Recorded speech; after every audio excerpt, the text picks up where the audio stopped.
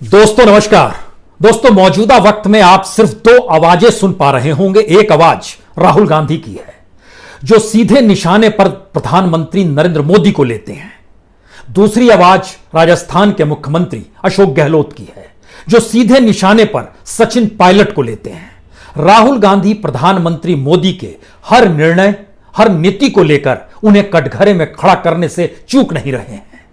अशोक गहलोत सचिन पायलट को हर तरीके से दफन कर देने की स्थिति में है और जिस अंदाज में वो हमले कर रहे हैं वो अंदाज बतलाता है कि अब वो कुछ भी बर्दाश्त कर पाने की स्थिति में नहीं है। तो फिर कांग्रेस के भीतर ऐसा क्या हो रहा है जिस वक्त मौजूदा देश की परिस्थितियों में कांग्रेस एकजुट होकर संघर्ष करते हुए बीजेपी को धराशायी करती हुई नजर आनी चाहिए, वहां पर उसके अपने नेता अपने ही नेता से लड़ रहे हैं। और दूसरी तरफ इस देश के भीतर में जब कोई भी छत्रप या विपक्ष का कोई भी नेता इस देश के प्रधानमंत्री पर सीधे टीका टिप्पणी तक करने से बच रहा हो, तब राहुल गांधी सीधे निशाने पर प्रधानमंत्री को ले रहे हैं। इसके मतलब क्या है? हमको लगता है कि आज कांग्रेस को डिकोड करने की स्थिति है, क्योंकि इससे पहले कभी यह अंदाज नहीं था। इससे पहले की परिस्थितियां इस रूप में आई भी नहीं थी। लेकिन फिर भी हमें लगता है जरा आज कुछ पन्नों को पलटेंगे और जरा इस सिलसिले को समझने की कोशिश कीजिएगा कि कांग्रेस का मतलब मौजूदा वक्त में क्या है, राहुल गांधी का मतलब मौजूदा वक्त में क्या है और राजस्थान में जो कांग्रेस के भीतर हो रहा है उसके मतलब और मायने क्या है। अगर आप पन्नों को पलटेंगे तो आपके जहन में तुरंत इस बात का जिक्र होगा कि इस सत्ता से कौन लड़े जो मोदी और अमित शाह की सत्ता है। एजेंसी आपके दरवाजे पर खड़ी होगी या फिर लोभ के लिए करोड़ों रुपए लेकर उनका कोई व्यक्ति आपको खरीदने के लिए तैयार होगा।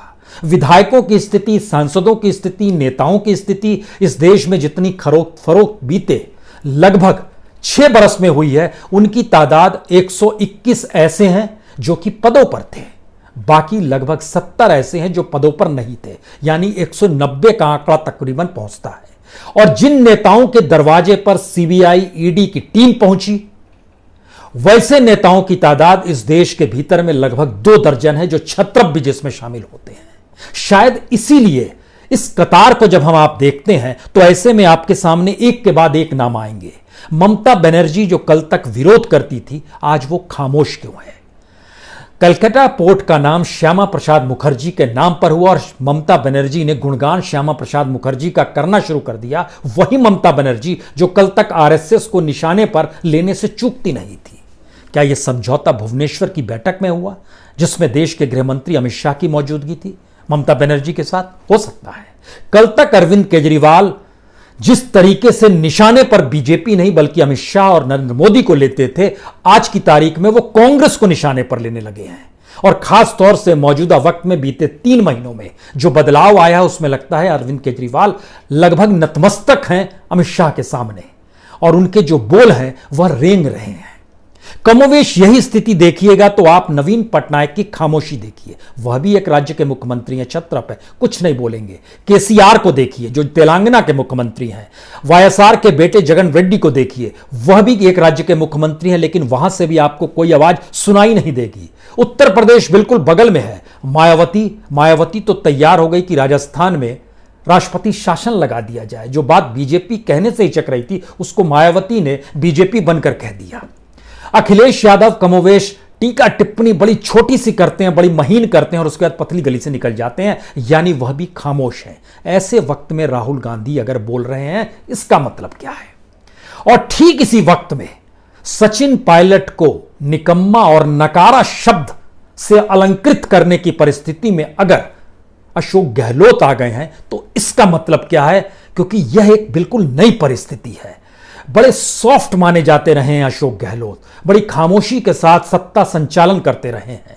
जयपुर से दिल्ली ही नहीं, कई राज्यों के वह अपने तौर पर प्रभारी रहे हैं और बड़ी ही शालीनता से पेश आते हैं, लेकिन ये नए शब्द उनके जरिए सुने जा रहे हैं, वह भी अपने ही पार्टी के नेता को लेकर। इतना आक्रोश क्यों है उनके भीतर में? इस सिलसिले को शुरू करने से पहले हमें लगता है 2-3 बातें और जहन में रखनी चाहिए, क्योंकि कांग्रेस की मौजूदा स्थिति जो है वो बेहद त्रासदीदायक है। अगर आप चले जाइए, जब इंदिरा गांधी की हत्या हुई थी उस वक्त कांग्रेस के पास जितने वोट थे वह वोट 48% हुआ करते थे। एक दशक के बाद 98 में आइएगा तो कांग्रेस के वोट घटकर लगभग 25-26% हो गए, यानी आधे वोट गायब हो गए। उसके बाद एक दशक के बाद फिर आइएगा, 2009 में आइएगा, तो वो वोट लगभग 28% थे, 28-29%। सत्ता मनमोहन सिंह की ही थी। उसके बाद जब 2014 में आइएगा तो वोट घट के 19% आ गए। यह एक 19-19.5%, यह एक स्थिति है जो कांग्रेस के भीतर की दिखाती है। लेकिन उसके बाद का दूसरा सच क्या है? दूसरा सच यह है कि उत्तर प्रदेश में कांग्रेस 1989 के बाद से नहीं आ पाई है, बिहार में 1990 के बाद से नहीं आ पाई है, पश्चिम बंगाल में तो 1977 के बाद से नहीं आ पाई है। सिद्धार्थ शंकर रे हर किसी को याद आते हैं, वो आखिरी नेता शख्स। तमिलनाडु में 1967 के बाद से ही नहीं आ पाई है, गुजरात में 1985 के बाद से नहीं आ पाई है, ओडिशा में 2000 के बाद से नहीं आ पाई है, 15 बरस के बाद मध्य प्रदेश में भी आई तो वहां स्थिति नाजुक हो गई और उसके बाद उनके ही अपने विधायक शिफ्ट हो गए, चले गए बीजेपी में। यह एक नया खेल था। अभी तक था कि वोट बैंक कांग्रेस कैसे बनाए, उससे लड़ना था। एक दूसरी परिस्थिति आकर खड़ी हो गई जहां अगर आप जीत भी जाएं तो उसको बचाएं कैसे। उसको बचाने की स्थिति में भी नई फिलॉसफी जो मोदी और अमित शाह की है उसमें कांग्रेस टिक नहीं पाती है। इसलिए जब उस पर आप नजर डालेंगे कि कहां कहां किस किस रूप में इन्होंने सत्ता गंवानी शुरू की, तो उसके बाद आपको एक के बाद एक राज्य नजर आते चले जाएंगे। मसलन मध्य प्रदेश में लगभग 24 कांग्रेस विधायक शिफ्ट हो गए, सत्ता बदल गई। महाराष्ट्र में शिवसेना के अंडर में आपको जाना पड़ गया, विचारधारा मिलती नहीं फिर भी गए आप, एक नई फिलॉसफी थी। कर्नाटक में देखिए, कर्नाटक में कांग्रेस और जेडीएस की सरकार बनी, लेकिन 17 कांग्रेस और जेडीएस के विधायक शिफ्ट हो गए, बीजेपी की सरकार बन गई। बिहार में नीतीश कुमार ही शिफ्ट हो गए पूरी तरीके से और उसके बाद कांग्रेस के विधायक भी नीतीश कुमार के साथ चले गए और सत्ता भोगने लगे और दूसरी तरफ बीजेपी साथ में आकर खड़ी हो गई। आरजेडी को किसी ने पूछा नहीं। सिक्किम में तो बिना कोई विधायक के भी किस तरीके से वहां पर एसडीएफ के 10 विधायक गए और कैसे किया, वो एक अलग किस्सा है। राज्य छोटा है लेकिन वो एक नया प्रयोग था। गोवा में भी कमोवेश यही स्थिति आई और सत्ता में आने के बाद तकरीबन कांग्रेस और एमजीपी के जो थे लगभग कई विधायक यहां से वहां शिफ्ट हो गए। यानी बीजेपी जो सत्ता में आई जब 13 विधायक थे, आज की तारीख में 27 विधायक है। ये एक नई परिस्थिति थी। इन परिस्थितियों के बीच में राहुल गांधी की भूमिका हमें लगता है बड़ी महत्वपूर्ण है, क्योंकि राहुल गांधी इस पूरे पीरियड में जो सफर हम उनको बतला रहे हैं उस सफर को परखिएगा तो राहुल गांधी युवाओं से घिरे हुए थे और लगता यह था कि राहुल गांधी एकदम खामोश व्यक्ति है, किसी भी काबिल है या नहीं है, लेकिन उनके इर्द गिर्द का जो युवा तबका था, जो एक इंटेलेक्चुअली माना जाता था, उसमें नाम ज्योतिरादित्य सिंधिया अब नहीं है, सचिन पायलट अब होंगे या नहीं होंगे सस्पेंस नहीं है, बहुत चीजें साफ हो गई हैं कि शायद अब वो नहीं होंगे, लौट आए तो बहुत बड़ी बात होगी। जितिन प्रसाद, मिलिंद देवड़ा, जितेंद्र सिंह, आरपीएन सिंह, ये ऐसे नाम हैं जो कि माना जाता था कि एक युवा ब्रिगेड है जिसको राहुल गांधी अपने साथ लेकर चलेंगे। लेकिन नई परिस्थिति जो कांग्रेस के भीतर बनी है उसमें ध्यान दीजिए कि कांग्रेस में चाहे जितनी भी उठापटक हो रही हो, बुजुर्ग और युवाओं की उठापटक हो रही हो, आपस में टकराव हो, सचिन पायलट कुछ कह रहे हैं, अपने तौर पर अशोक गहलोत कुछ कह रहे हैं, इस टकराव के बीच में भी अपने आप को अलग किया है राहुल गांधी ने। यह एक बिल्कुल नई परिस्थिति है। इसकी वजह है और इसकी सबसे बड़ी वजह यह है कि कांग्रेस का एक अपना पारंपरिक वोट बैंक था जो कि अब 10-12% से अतिरिक्त हो नहीं पा रहा है। और कांग्रेस जब तक इस रूप में सक्रिय रही जो उसके पास कोई नेता नहीं है, नेता कोई था नहीं, नेता कोई है नहीं, जो कि वाकई उस नजर से आए, जो एक करिश्मेटिक लगे, जो करिश्माई लगे। राहुल गांधी अपने तौर पर सीधे अटैक कर रहे हैं, कांग्रेस अटैक नहीं कर रही है। हम जितने नाम लिए उसमें कोई शख्स आपको नहीं मिलेगा जिसने नरेंद्र मोदी पर सीधा हमला बोला हो, वक्तव्यों से ही बोला हो, चाहे वो सचिन पायलट हो, चाहे सिंधिया हो, चाहे जितेंद्र प्रसाद हो, चाहे मिलिंद देवड़ा हो, चाहे जितेंद्र सिंह हो, चाहे आरपीएन सिंह हो। सीधे तौर पर जितनी तीखे अंदाज में राहुल गांधी कह रहे हैं उतने तीखे अंदाज में आप कांग्रेस के भीतर किसी नेता को नहीं टटोल पाइएगा। हां, सुरजेवाला कभी कभी इस बात का जिक्र अपने प्रेस कॉन्फ्रेंस में और बड़े तीखे अंदाज में कहते हैं और हमें तो यह भी जानकारी है कि सुरजेवाला को भी बीजेपी ने या सत्ता ने अपने साथ लेने का प्रयास किया। वो नहीं बिके, नहीं गए, वो एक अलग मसला है, लेकिन वह कमोवेश राहुल गांधी के साथ खड़े गए, यह भी एक स्थिति जरूर है। लेकिन इसका एक दूसरा सच भी है। राहुल गांधी जिस छवि को गढ़ रहे हैं या राहुल गांधी कांग्रेस के भीतर अपनी जिस छवि को बना रहे हैं वो पहली बार पार्टी से इतर है। कांग्रेस पार्टी आपको नरेंद्र मोदी से लड़ती हुई दिखाई नहीं देगी, राहुल गांधी लड़ते हुए दिखाई देंगे। ठीक उसी तरीके से जिस तरीके से नरेंद्र मोदी ने अपनी छवि बीजेपी से बड़ी की, आरएसएस से भी बड़ी कर ली और वो एक करिश्माई नेता के तौर पर आ गए। और इस करिश्माई नेता के औरे तले वह तमाम छत्रप डरे, वह तमाम जो गठबंधन के लोग थे वो साथ चिमटे रहे या साथ आने की स्थिति में आ गए, क्योंकि दूसरी तरफ कांग्रेस के भीतर में कोई नेता कभी नहीं था, कोई नेता रहा नहीं इस दौर में। अगर हम एक परिस्थिति देखें, इंदिरा के बाद एक स्थिति बिगड़ी, मान लीजिए राजीव गांधी को भी आप मानते हैं, उनका भी व्यक्तित्व एक करिश्माई था अपने तौर पर, लेकिन वह भी उसके बाद की स्थिति इस रूप में कोई उभर नहीं पाई। तो क्या राहुल गांधी अपनी छवि नए सिरे से गढ़ रहे हैं, जहां वो जान रहे हैं कि कांग्रेस का मतलब तो गांधी परिवार होगा ही, लेकिन गांधी परिवार की अपनी भूमिका क्या पार्टी को से आंख मूंद कर अलग से क्रिएट की जाए? क्योंकि एक वक्त जब वो अध्यक्ष बने तो उन्होंने युवाओं का साथ देना शुरू किया, तब हल्ला हुआ कि जो पुराने लोग हैं उनका क्या कीजिएगा, उनको संगठन में डालिएगा, नहीं डालिएगा, मेल मिलाप करके चलिएगा या बैलेंसिंग पावर लाइएगा। लेकिन इस पूरी प्रक्रिया में देखिए 2019 के चुनाव परिणाम के बाद इस स्ट्रेटेजी राहुल गांधी ने बदल दी। उन्होंने खुद को अलग तलग कर दिया। वो जानते थे कि मीडिया साथ नहीं देगा, तो ध्यान दीजिए वो यूट्यूब चैनल तक खोल लिया उन्होंने अपना। उन्होंने उनका कोई इंटरव्यू किस रूप में दिखाएगा, नहीं दिखाएगा, क्या लेगा, उन्होंने अपने तौर पर इंटरव्यू लेना शुरू किया। उन्होंने वो तमाम प्रयोग नए शुरू किए जिससे वो अपनी छवि को खुद गढ़ सके। वो छवि पॉजिटिव होगी, नेगेटिव होगी, ये तो आने वाला वक्त बतलाएगा। लेकिन जिस तरीके से कभी भी बीजेपी इस रूप में नहीं थी जिस रूप में मौजूदा वक्त में है, बीजेपी अटल बिहारी वाजपेयी के वक्त में सक्रिय थी या 1980 के बाद से बनने के बाद देखिए बीजेपी की एक भूमिका थी, संघ की एक भूमिका थी। मौजूदा वक्त में दोनों की कोई भूमिका नहीं है। इतना ही नहीं, इस देश के कैबिनेट मिनिस्टर्स की कोई भूमिका नहीं है, सिर्फ भूमिका दो ही शख्स की है, प्रधानमंत्री मोदी हैं या गृह मंत्री अमित शाह हैं। इन्होंने जो अपनी करिश्माई छवि को बनाया वह अपनी बदौलत बनाया, पार्टी के भरोसे नहीं बनाया, बल्कि पार्टी को खुद पर आश्रित कर लिया। तो वह तमाम नेता जो चाहे असंतुष्ट हो, वह तमाम मंत्री चाहे वो सोचते हैं उनके पास कोई काम ना, कुछ नहीं कह सकते हैं, क्योंकि करिश्माई नेता वही है जो मौजूदा वक्त में उन्हें अपनी उंगलियों पर नचा रहा है। तो क्या राहुल गांधी अपनी छवि को इसलिए गढ़ रहे हैं क्योंकि मौजूदा वक्त में अगर आप देखें जो उन्होंने नरेंद्र मोदी पर एक के बाद एक हमले करने शुरू किए हैं, नरेंद्र मोदी दरअसल अपने निर्णय और नीतियों की वजह से मौजूदा वक्त में धराशायी भी हुए, और कोरोना वायरस तो इसका सबसे बड़ा उदाहरण है। WHO ने चेता दिया, भारत में मेडिकल एसोसिएशन तक ने कर दिया कि ये जिस तरीके से फैल रहा है और अब ये कम्युनिटी में फैलेगा और उसका असर क्या होगा, लाखों लोग किस रूप में स्थिति बिगड़ सकती है, और प्रांत दर प्रांत अब जो ग्रामीण इलाकों में फैल रहा है, तब ये सवाल है कि आपने ताली क्यों बजवाई, आपने दिया क्यों जलवाया, शंख क्यों बजवाया, क्या कर रहे थे आप, ये कौन सी। और उसके बाद अगर एक एक नीतियों को देखना करिए तो चाइना को लेकर भी कमोवेश फेल हुए, ये फैक्ट है। सवाल सिर्फ राहुल गांधी के कहने का नहीं है। ये जो छवि थी, जो इससे पहले स्ट्रेटेजिकली छवि स्ट्राइक से जो पाकिस्तान पर एयर स्ट्राइक की गई थी, वहां से उस बात को उठाइए। एयर स्ट्राइक हो, नोटबंदी हो, जीएसटी हो, यानी सर्जिकल स्ट्राइक, नोटबंदी, जीएसटी, उसके बाद इकोनॉमी का डामाडोल होना हो, जीडीपी का गलत आंकड़ा आना हो, फिर एनपीए, एनआरसी, सीए का मामला हो, फिर चीन का मामला आ गया और अब कोरोना वायरस का। सारी स्थितियों को अगर देखिएगा तो सत्ता ने लोगों को एक भुलावा दिया है, लेकिन अटैक इस देश में कोई दूसरा नहीं कर रहा है, राहुल गांधी कर रहे हैं। तो यह एक नई परिस्थिति है जिसमें कमोवेश जो कल तक इस बात का जिक्र होता था कि वह पप्पू है, तो एक नई परिस्थिति में वो साथ आके खड़े हो गए हैं।